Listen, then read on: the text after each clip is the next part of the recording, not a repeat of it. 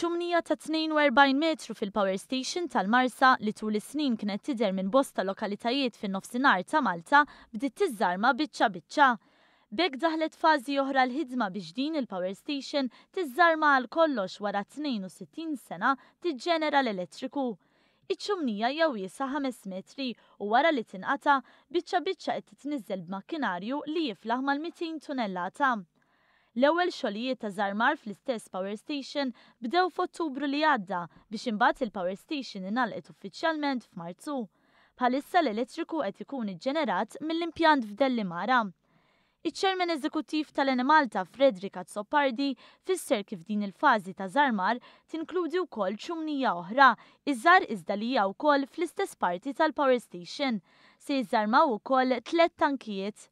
Huwa qal li ż-żarmar taż-żewġ tiċmini mistenni jkun lest sa 15-il ġurnata oħra filwaqt li 3 tankijiet ikunu tneħħew sal-aħħar ta' Lulju.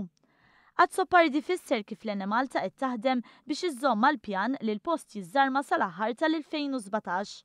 Fost oħrajn meta jitlesta l-impjant tal-gaż f'Dellimara, l-Enemalta tkun tista' tkompli wkoll biż-żarmar tal-impjanti tal-Marsa li tħallew fuq cold standby, jiġifieri għall-użu f'każi ta' emerġenza.